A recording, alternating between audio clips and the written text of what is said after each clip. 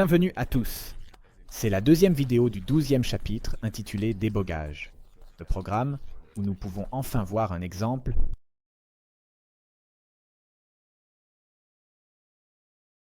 Le premier exemple, que nous espérons mettra en évidence l'importance du débogage en tant que fonction, sera un programme très simple, d'une seule ligne, pour un résultat plus spectaculaire, connecter une LED à la broche PA0 du microcontrôleur, comme nous l'avons également fait dans les chapitres 9 et 11, comme nous l'avons également fait dans les chapitres Et 11.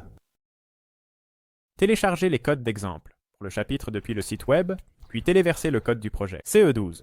Soulignement. Un trait de soulignement. CE12, un LUD, blinking dans le microcontrôleur. Si vous voulez faire cela étape par étape, et je vous conseille de le faire, car la pratique est très importante. Alors, appuyez-vous sur le programme qui vous aidera à chaque étape. Cependant, j'ai déjà téléchargé ces fichiers, les ai décompressés, ouvert le projet dans Atmel Studio, et maintenant, je téléverse le code sur le contrôleur. Si cela est fait avec succès, nous verrons que la LED sur la broche PA0 s'allume. Regardons simplement le code téléversé. D'après ce que nous avons appris dans le logiciel, la LED devrait clignoter. Et comme cela a été discuté dans le chapitre précédent, elle clignote effectivement. Le processeur exécute le code très rapidement, tandis que la LED clignote, mais si rapidement que l'œil humain est incapable de le détecter. Donc, nous la voyons comme constamment allumée. Lors de l'introduction, il a été dit que l'optimisation ne sera pas notre amie. Alors assurez-vous qu'elle est vraiment désactivée. Cela se trouve dans les paramètres du projet, dans l'onglet Toolchain, sous la section d'optimisation du compilateur AVR GNUC. Ça varie. Test de la vallée inconnue. Exécutez le code maintenant en mode débogage. Pour ce faire, cliquez sur le bouton « Démarrer le débogage ». Nous pouvons voir que l'interface d'Atmel Studio a légèrement changé. Dans ce mode, le code sur le microcontrôleur s'exécute de la même manière qu'auparavant, mais l'ordinateur continue de communiquer avec lui en continu. Donc nous pouvons influencer l'exécution du code, par exemple, pour le mettre en pause ou le parcourir ligne par ligne. Essayons-nous la dernière option.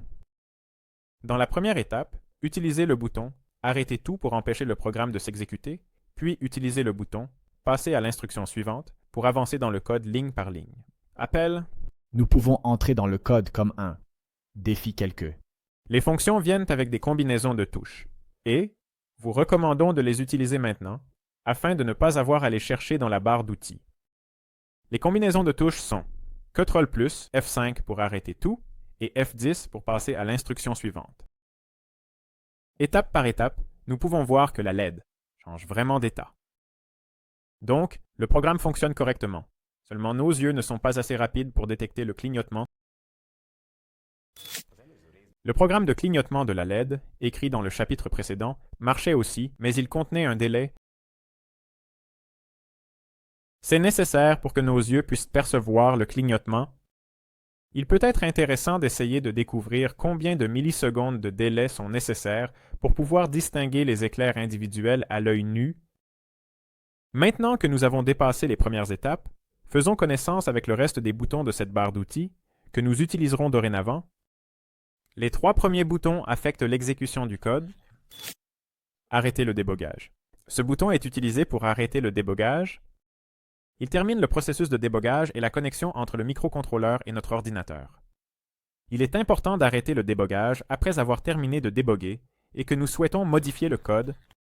Si nous n'agissons pas ainsi, nous ne pourrons pas télécharger le programme modifié sur le microcontrôleur, car le programmeur sera occupé.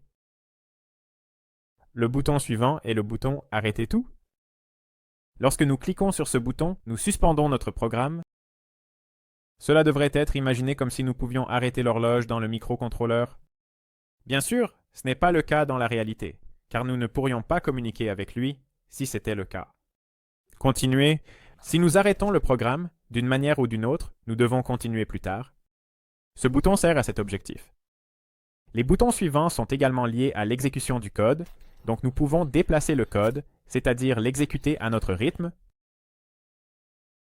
Entrée, cela exécute la séquence de code suivante. Donc, si c'est une fonction, un appel ou un bloc avec des accolades, il y entre et exécute sa première ligne. Passer exécute également la ligne suivante.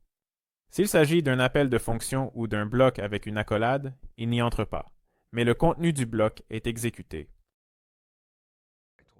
Supposons qu'une LED ne soit pas allumée et éteinte par une simple opération binaire, mais que nous ayons une fonction appelée setLED. Lorsque vous passez à cette fonction avec le bouton Passer, vous ne voyez que la LED s'allumer, mais si vous continuez avec Entrer, vous entrez dans la fonction. Vous pouvez ensuite suivre les étapes pour allumer la LED. En termes de codage, il serait plus élégant d'utiliser la fonction setLED, car elle cache les comportements binaires au lecteur, et au lieu de cela, nous appelons une fonction dont le nom indique sa fonction sans avoir besoin de commentaires et qui effectue les opérations nécessaires en arrière-plan. D'autres boutons sur la barre d'outils. Sortir, nous pouvons quitter la fonction dans laquelle nous sommes actuellement. Le programme s'arrête à l'appel de la prochaine fonction. Bien sûr, le reste de la fonction sera exécuté, mais l'exécution ne s'arrêtera pas avant le début de la prochaine fonction. Exécuté jusqu'au curseur, le code sera exécuté jusqu'à la position du curseur. Réinitialiser. Cela sert à redémarrer le processeur. C'est pratiquement équivalent à débrancher et rebrancher l'alimentation du processeur, à l'exception de l'inconvénient qu'il n'est pas nécessaire de reconstruire la connexion de débogage. En utilisant les boutons restants, nous pouvons ouvrir différentes vues pour mieux connaître l'état interne du processeur. La caractéristique commune de ces vues est que nous pouvons non seulement lire les différents registres, mais aussi interférer avec leur état, c'est-à-dire que nous pouvons remplacer leurs valeurs. Désassemblage. Si vous cliquez ici, le code d'assemblage apparaîtra, qui a été compilé à partir de notre fichier C par le compilateur. Nous pourrions avoir besoin de cette vue si nous voulons savoir exactement ce qui se passe dans le processeur. Registres. Cette vue nous permet de surveiller le contenu des registres du CPU. Il y a 32 de ces registres de 8 bits dans ce microcontrôleur. Ce sont des conteneurs temporaires pour les données avec lesquelles nous travaillons. Par exemple, si nous voulons additionner deux nombres, alors ces deux nombres sont d'abord placés dans deux de ces registres, et ce n'est qu'ensuite que le processeur peut les additionner. Si une boucle est exécutée, alors par exemple, le compteur de boucle est également stocké dans un tel registre. Dans la figure, ils peuvent être vus dans la section encadrée en rouge. Il ne faut pas le confondre avec le concept de RAM, qui est une zone de mémoire à considérer comme un bloc plus grand. À partir de cela, les variables qui sont juste nécessaires sont copiées dans le registre mémoire 1. Nous pouvons voir la carte mémoire du processeur ici. Nous pouvons voir toutes les zones de mémoire disponibles sous forme de lignes, encodées en hexadécimal, et même en tant que caractère ASCII à la fin des lignes.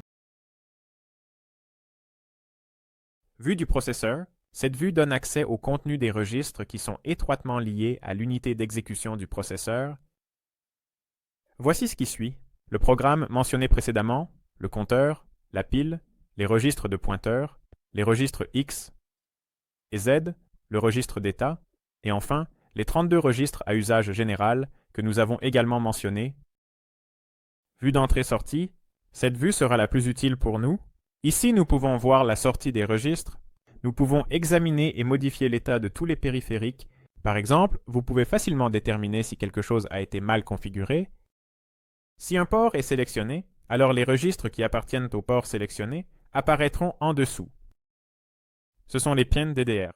Porte. À la fin, la lettre A indique à quel port ils appartiennent. Le registre PIN stocke la valeur logique que le contrôleur a lue à partir des broches données. DDR signifie qu'une broche spécifique est configurée pour l'entrée et la sortie. Dans le registre de port, nous pouvons écrire quelle valeur nous voulons voir sur cette broche, si elle est configurée en sortie. Si vous cliquez sur le bit le plus à droite du port, c'est le premier carré à droite. Ensuite, nous pouvons voir comment la LED peut être allumée et éteinte sur la planche à pain. Soyez patient pour que notre configuration devienne valide, car nous devons attendre que l'outil de programmation imprime le contenu des registres, puis lire les nouveaux. Cela peut aussi être un jeu intéressant de tester ce qui se passe si nous pinçons ces broches avec notre doigt et que nous lançons le programme Si nous avons de la chance, nous pouvons constater un changement dans la valeur des entrées. La raison de cela est d'examiner la structure électronique du processeur et le fait que ces broches ne sont connectées nulle part. Donc elles sont flottantes. C'était la deuxième vidéo du 12e chapitre sur le débogage. Dans cette vidéo, nous avons passé en revue les fonctionnalités les plus basiques d'Atmel Studio, que nous retrouverons également dans la prochaine vidéo. Nous les utiliserons dans les exemples de code suivants. Merci de votre attention, à bientôt. Au revoir.